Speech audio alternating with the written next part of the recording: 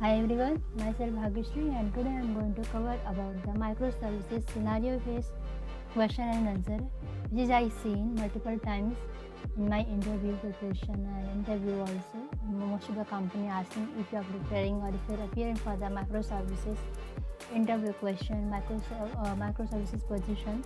So this is the scenario based question which you can expect and I'm going to discuss here and hope you like this video and please like and subscribe this channel and I will be sharing more insightful information from microservices side what will be we can execute or what we can do in our project or in our practical scenario. Okay, so let's start with that. So first question we have, what measure can be taken to guarantee in the scalability and resilience of the microservices? And I am just trying to cover here most of the practical scenario question where the interviewer will be asking if you are a really microservices developer, API developer, you have this type of situation, then how you are handling and how you are tackle those issues or those problems in the microservices.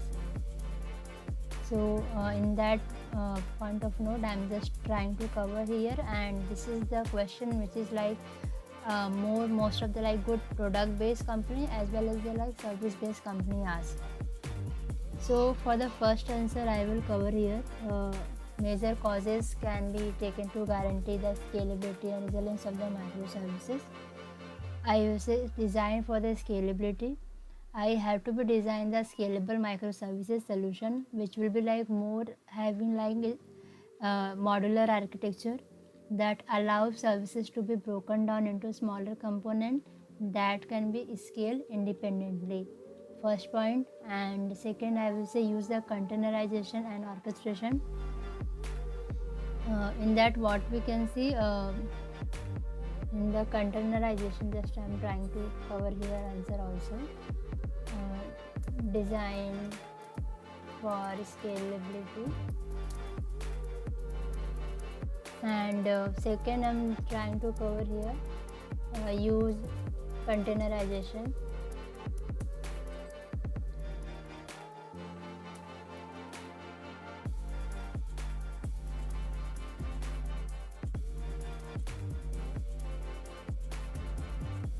Use containerization and the orchestration.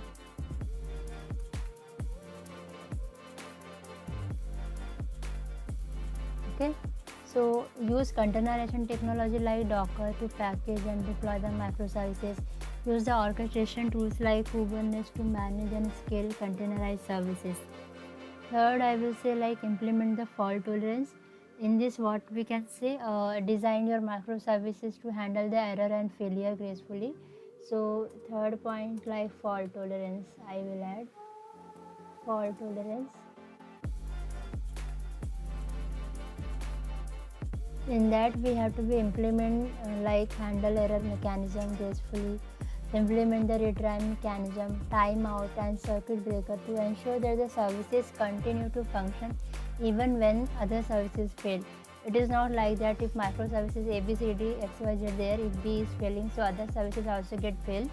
So avoid this type of problem or this type of situation. We have to be use this fault tolerance mechanism, retry mechanism, circuit breaker pattern. All of this we can use here. And fourth I will say like we can use the monitor and logging, like monitor and login option, logging, sorry. So in the monitor and logging we have to be track the health and performance of the microservices. Use this data to identify the bottlenecks and optimize the performance. Next I will say use the load balancer. Use load balancer. In the load balancer to distribute the traffic evenly across the multiple instances of the services, you can use the auto scaling option also to automatically adjust the number of instances based on the traffic levels. Okay, next I will say you can use the implement caching mechanism also. Implement caching mechanism. Okay, So in the caching mechanism, like reduce what we have getting a benefit from the caching, we reduce the load on the backend services and improve the response time because of this caching. You don't have to be again hit to the server and get the response if you are using the in-memory cache or reduce cache. So that will be if you are using a read operation, so you will get the frequently data for the read operation purpose. And also you can use the asynchronous messaging mechanism. Async message mechanism, and in this what we can see, decouple the services and improve the scalability. Use the asynchronous messaging mechanism in the Azure Cloud. I am using the Azure Service Bus. So similarly, if you have some other option, you can go with that, but as per my experience, what I am using, I am just trying to covering here. And implement the event driven architecture using the message queue or topics or pops up mechanism. Message queue, like we have an option in the Azure Service Bus queue and topic, so we can use that also for the async message communication async pattern purpose. So by following these best practices, you can ensure that your microservices are scalable, resilient, and able to handle the high volume of traffic and data without the compromising the performance and reliability. Okay, now we have second question. What is the recommended approach if two microservices need to update the same database? Okay, like microservices A and microservices B both want to update the same time in the same database. What is the recommended approach for your point of view? So on that, I will say use the distributed transaction coordinator. Just I will cover here point also. Distribute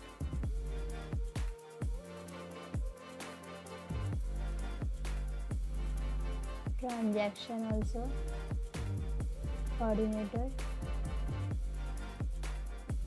Okay, so a distribution transaction coordinator can be used to coordinate transaction across multiple services and ensure that the update are performed automatically.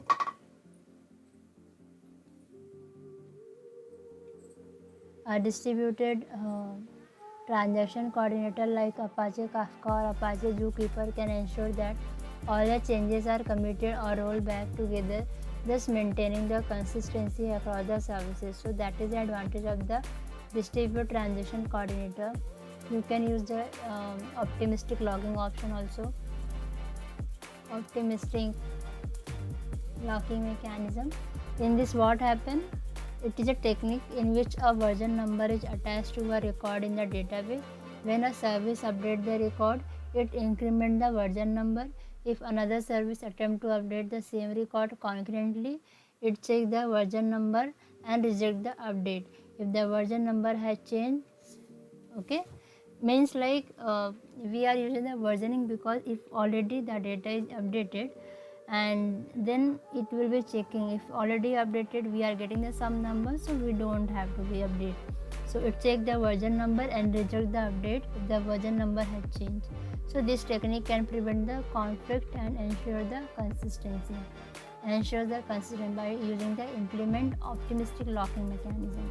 Third option we can say we have use event driven architecture.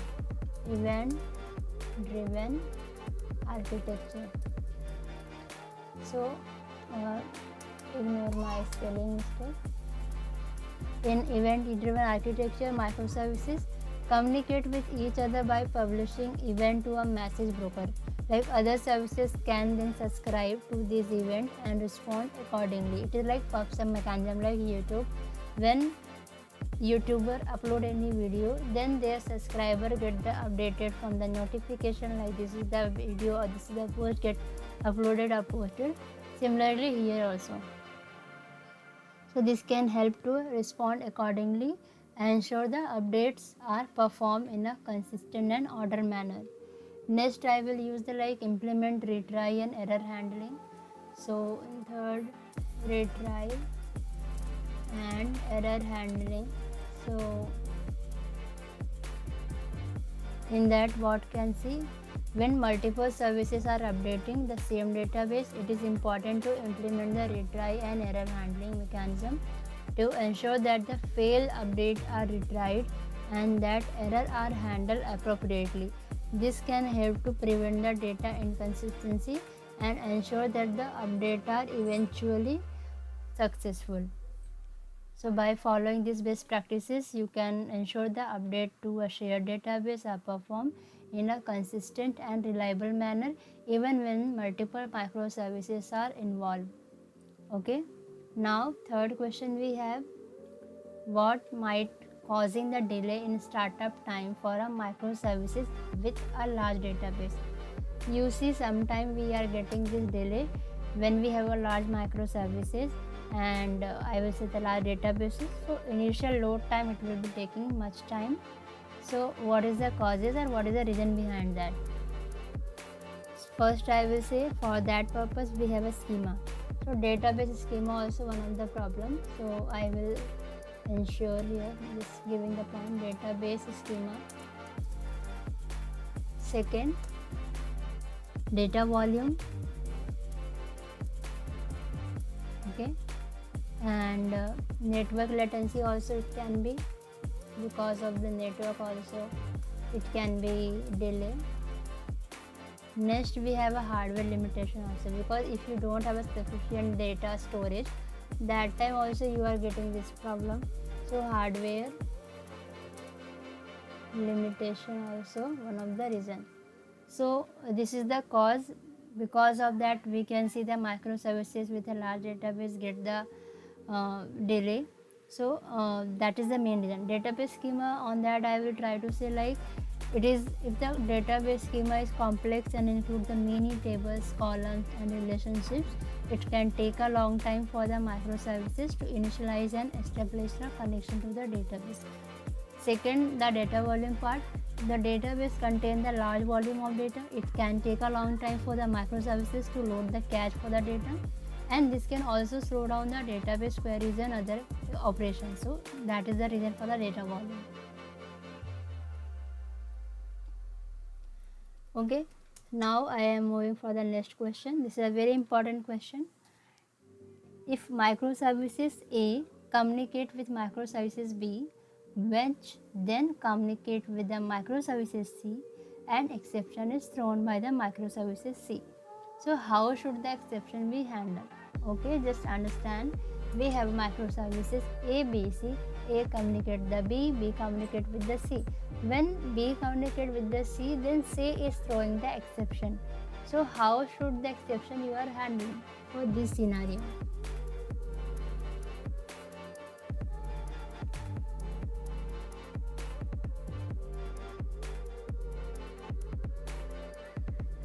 Then I will try to convince here, like we can use I'm just trying to cover here like the one of the scenario. When microservices C throw an exception, microservices B should handle it and return the appropriate response to the microservices A, because it is a connected. This exception should be propagated up to the call chain from the microservices C to microservices B, then to microservices A. To handle the exception in microservice, this is the chaining mechanism. And if I want to not disturb to microservices, only B and C can know, then I will also have some other mechanism. So to handle the exception in microservices B, you can use the try-catch block or an exception handler. If microservices C return an HTTP response with an error like 500 internal server error or 400 client error, something like that, so microservices B can catch the exception and either rethrow or rewrap new exception with more context information. For example, if microservices C return a 404 not found error, microservices B can catch the exception and wrap it in a new exception with a more descriptive message such as a response or resource not found in the microservices C, like that. This new exception can be propagated up to the microservices A along with the appropriate HTTP response code. So this will be giving the meaningful response, and this is the reason, or this is the way we can handle this scenario. And I will say it is important to handle the exception properly in microservices architecture, because it is a get like if you have an enterprises level application, this is getting complicated if you're not properly handling. Because of this, if anything is not working, if any unknown developer or a new developer is coming to on a project and he or she have to be handle this scenario, then this will be very critical. So if you are properly mentioning this message status code, all the stuff, this will be getting easily drag, or I will say the debug or get the capture. You should also like consider this implementing retry mechanism or fallback strategy in case of the exception handler to system can recover from the failure. Okay, next question I have: is it necessary to microservices A to poll microservices B every time to get the required information, or is there any alternative solution to retrieve only specific parameter? Okay, so this is the choice on you. If you are implemented alternative option, you can mention that. Otherwise, if you're not have idea, you can go with first option, like you can poll the message microservices from A to B, like that. What I have faced, what I have experienced, I can discuss. Like instead of the polling, I will say microservices B every time to get the information. Okay, microservices A can use the request response pattern to request only the required parameter from the microservices B. This can be achieved by the implementing an API endpoints. Like if you are already implementing the API, you see form, body, query parameter, like that, we are already using the endpoints in the API. So that type of scenario, that type of endpoint, we can create and use that. Microservices B then return only the required parameter. Instead of like loading all the information, I have to require only 2 or 3 data. So why should I go with the large entry or a large entity set? So one possible approach is to use the REST API endpoint, then accept the parameter as a query parameter or path variable. Microservices A can then make a request to this endpoint to retrieve only the required parameter. Another approach I will say to use a message broker or event driven architecture, where microservices B publish the event containing the required information and microservices A subscribe to this event to retrieve the required parameter. I think you are not getting. I am just again trying to repeat here. Another approach I am trying to cover here. First, you can use a REST API that just you already creating, that can you use. Second approach I am trying to be convincing here, like use a message broker or event driven architecture. Message broker, event driven architecture, both I will say trying to be pub sub mechanism. Like we have a event, we have a publisher, we have a subscriber. So when microservices B publish event containing the required information and microservices A subscribe to these events to retrieve the required information or required parameter, then this approach can provide the better scalability and performance, as microservices A doesn't need to poll the microservices B for the information. Okay, it is like pub sub mechanism. If event is getting notified, you get already subscribe over there, you get the relevant data on that. So in both cases, it is important to ensure that the proper authentication and authorization mechanism are in place to ensure that the only authorized requests are accepted and processed. Additionally, I will say proper error handling and fault tolerance mechanism should be implemented to handle the failure and ensure the system reliability. Okay, this is the answer for this question. Now, next question I have, cron job related. If I have a cron job in my application and it is deployed on multiple instances, will the cron job run simultaneously on all the instances? Here you see we have a question which is we can we can split into the two section. First, they are asking, can we deploy multiple instances, can we run? First question become here. Or if not, then what will be the option of what we are doing on this type of scenario? So this is the question. Cron job, nothing but I will say you have a certain, like in traditional way we are using a scheduler. Similarly, in the cron job, in the Azure cloud side, we are using a time trigger option. You are just giving us some timer over there. On that time, that event or that functionality get executed. So that is known as a cron job.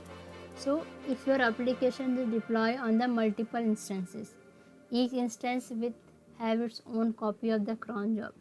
Therefore, if the cron job is scheduled to run a specific time, each instance will independently execute the cron job at that time because it is deployed independently multiple servers. Second, I will say there is a share services, like they are not independently. So if your cron job rely on the share resources or state, running it concurrently on multiple instances could lead to the conflict and inconsistent result. To avoid this, you can use the distributed locking mechanism to ensure that the cron job is executed by only one instance at a time, and alternately you can configure your deployment to run the cron job on a single instance only, such as by using the Kubernetes job or singleton deployment pattern. So this is the way which we can achieve this type of problem. I'm trying to say that we can resolve this problem. Next question have explain the circuit breaker pattern. Its application in microservices architecture to handle service failure and issues it address. Just I'm trying to repeat again. Explain the circuit breaker pattern, its application in microservices architecture to handle the service failure and issues it address. Okay, so why we are using the circuit breaker pattern in the microservices? What is the advantages? Why we have this in the microservices? So understand for the with the example I will say.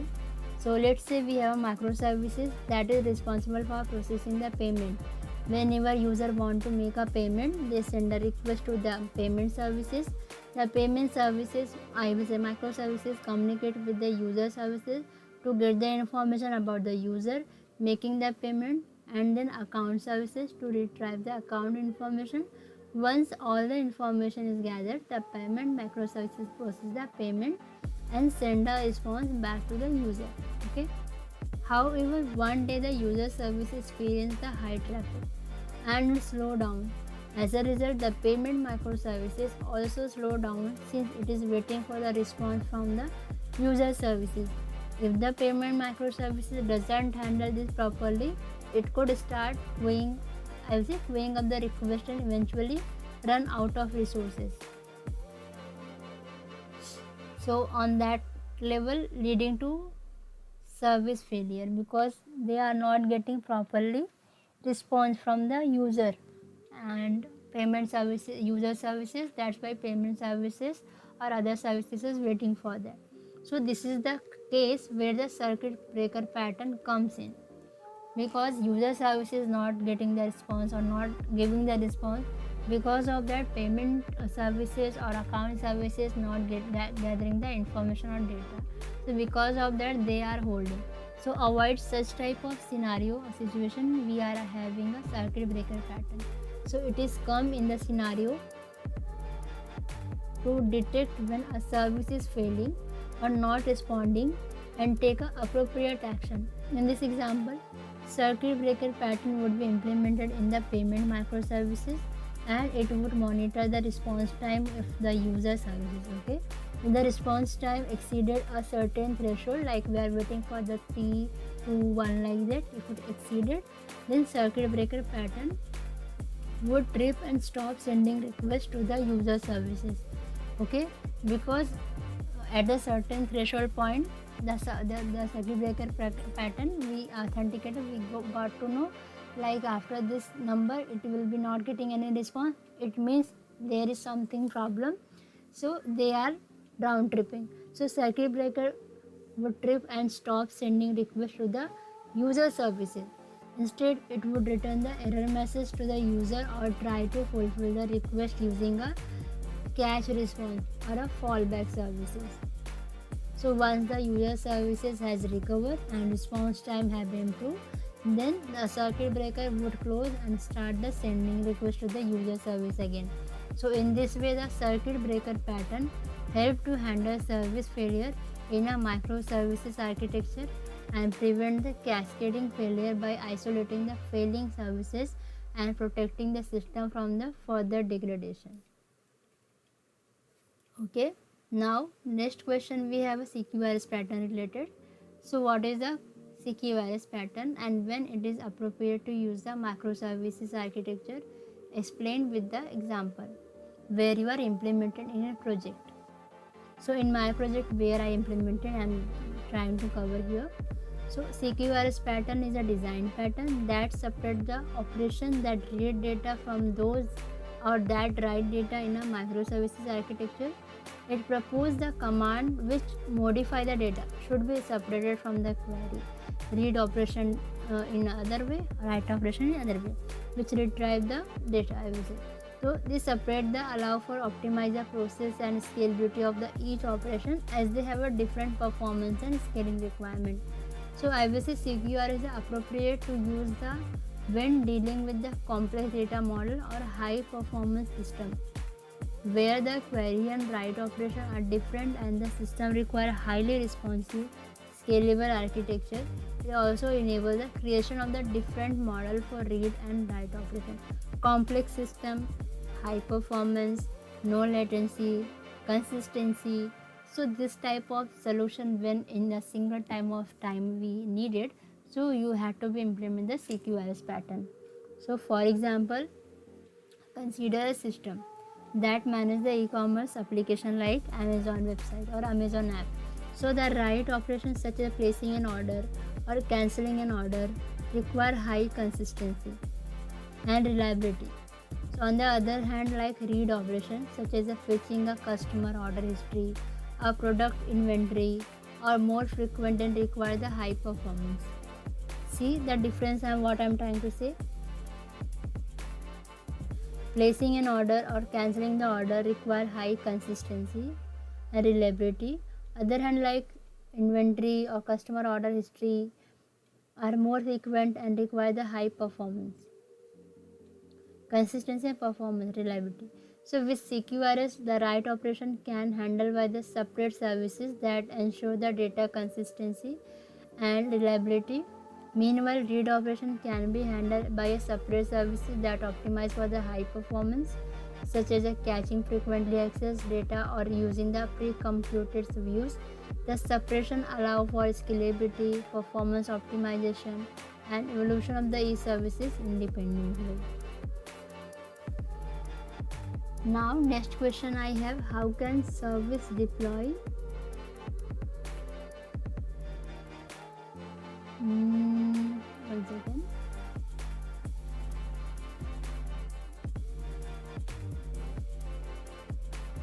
How can blue-green deployment be handled or implemented in the OpenShift? So this is a like in deployment strategy or deployment process that reduces the downtime and risk by the deploying a new version of an application. So what will the answer for this? I will say it is a like version which is like switching the version from the new to old one. Like if you are getting the feedback like this is the problem we have to be covered, so that is comes under the like for the example you are using the green deployment, green environment, you are just taking the feedback and improving, and simultaneously blue environment is already running. If green is properly planned and work as per the feedback, then you can switch the environment. Then gray is running as a blue situation and blue is running as a green situation. Like you can just take the feedback in the blue environment. For like I'm just trying to become like create the two identical deployment.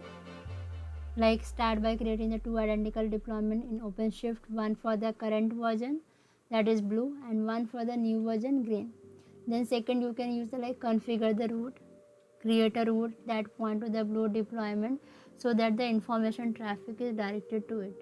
The third will I will say test the green deployment, deploy the new version alongside the current version but do not make it publicly available yet.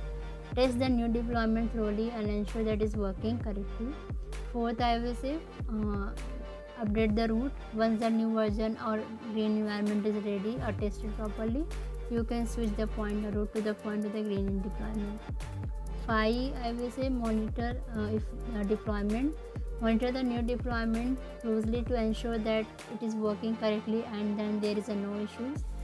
Next, I will say 6 month rollback if necessary. Like if any issue we are found in the new deployment or green environment or not performing well as expected, so roll back the deployment by updating the root to the point back to the blue deployment. So that is the way which we can use the blue-green deployment to implement the OpenShift in the OpenShift.